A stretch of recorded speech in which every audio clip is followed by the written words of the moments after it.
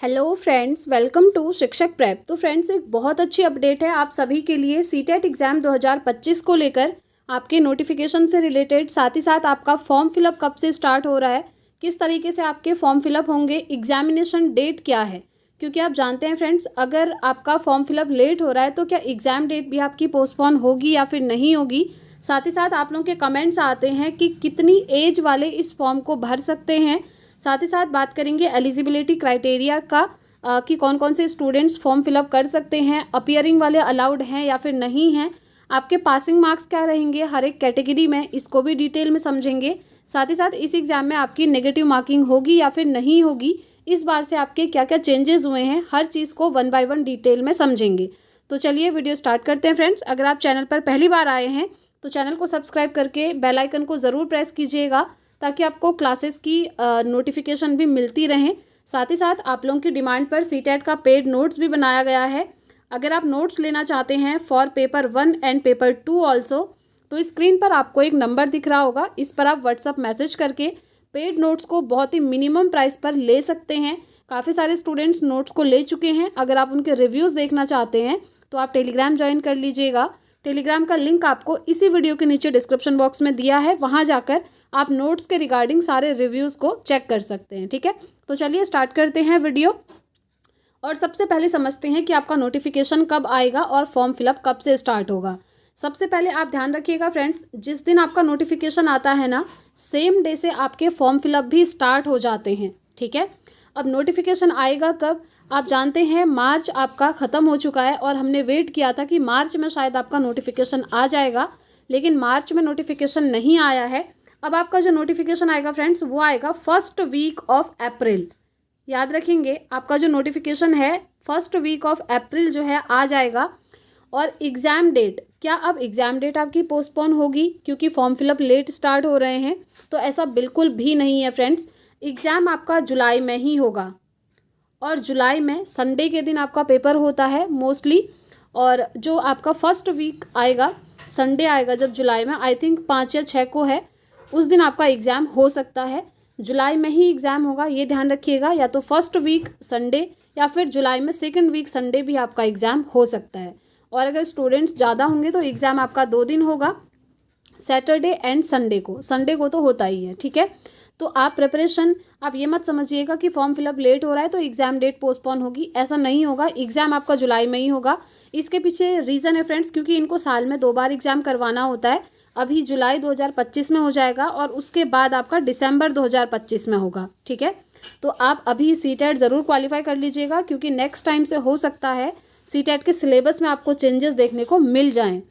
अब नेक्स्ट बात करते हैं एज लिमिट, कि कितनी एज वाले स्टूडेंट्स जो हैं इस एग्ज़ाम को देंगे। तो देखिए, सीटेट की एक सबसे अच्छी पॉजिटिव चीज़ ये है कि यहाँ पर एज में कोई ऐसा फिक्स नहीं है कि इतनी ही एज वाले एग्ज़ाम देंगे। चाहे आपकी एज कितनी भी हो, आप एग्ज़ाम दे सकते हैं। तो एज लिमिट का फैक्टर यहाँ पर बिल्कुल भी मैटर नहीं करता है। ठीक है, नेक्स्ट हम बात करते हैं एलिजिबिलिटी क्राइटेरिया का, कि कौन कौन से स्टूडेंट्स इसको फॉर्म फिलअप कर सकते हैं।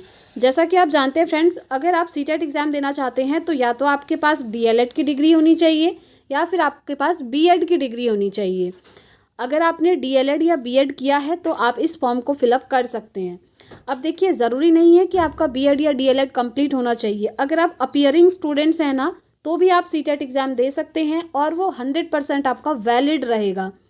देखिए, सपोज़ करिए आप फर्स्ट सेमेस्टर ऑफ डीएलएड या फिर बीएड में हैं, तब भी आप फॉर्म फिलअप कर सकते हैं। बस आपका एडमिशन हो जाना चाहिए बीएड या डीएलएड में और आप जो है एग्ज़ाम देने के लिए एलिजिबल हो जाते हैं। तो ये एक बहुत अच्छी बात होती है कि आपका टीचिंग ट्रेनिंग कंप्लीट होते होते आपका सीटेट भी हो जाता है। ठीक है, तो एलिजिबिलिटी के लिए कोई ऐसा नहीं है कि जब आप डिग्री कंप्लीट कर लेंगे उसके बाद ही आप फॉर्म फिलअप करेंगे, ऐसा बिल्कुल नहीं है। चाहे आपने एडमिशन ले लिया है तो आप यहाँ पर एलिजिबल हो जाते हैं फॉर्म फिलअप करने के लिए। और ये चीज़ तो आप जानते ही होंगे कि अगर आपने बीएड किया है तो आप सिर्फ और सिर्फ पेपर 2 दे पाएंगे। ठीक है, और पेपर 2 में आपका सब्जेक्ट स्पेसिफिक हो जाता है, या तो आप मैथ साइंस चूज़ करेंगे या फिर आप एसएसटी चूज़ करेंगे।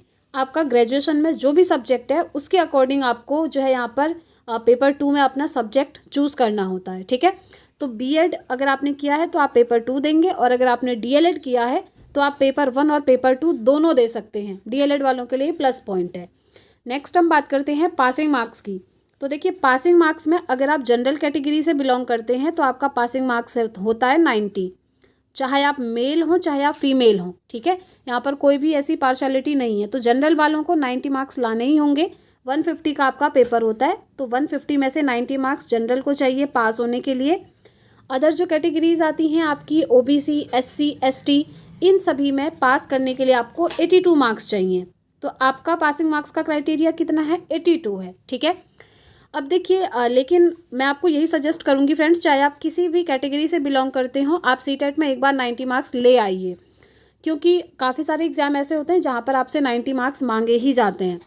आप अगर अपने स्टेट के एग्ज़ाम देंगे ना, तो वहाँ पर आपका कैटेगरी के अकॉर्डिंग 82 मार्क्स पर आप एलिजिबल हो जाएंगे। लेकिन अगर आप अपने स्टेट को छोड़कर किसी अदर स्टेट में फॉर्म फिलअप करना चाहते हैं, तो वहाँ पर आपको जनरल में काउंट किया जाता है। हर एक कैटेगरी को जनरल में काउंट करते हैं और 90 मार्क्स वहाँ पर आपसे मांगे जाते हैं सीटेट में।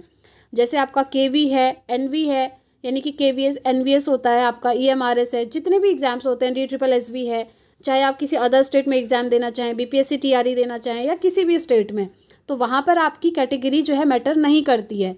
वहाँ पर आप लोगों को जनरल में काउंट करते हैं, ठीक है। तो आपके 90 मार्क्स उसके लिए होने चाहिए।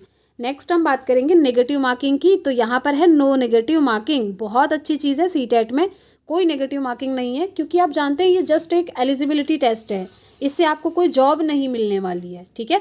तो आई होप मैंने आपके सारे डाउट्स यहाँ से क्लियर कर दिए हैं, और जैसे ही आपके फॉर्म फिलअप स्टार्ट होंगे ना, नोटिफिकेशन आएगा तो आपको इस चैनल से ज़रूर इन्फॉर्मेशन मिल जाएगी, क्योंकि जो भी ऑथेंटिक इन्फॉर्मेशन आती है फ्रेंड्स, आपको यहाँ से वीडियो के थ्रू मिल जाती हैं।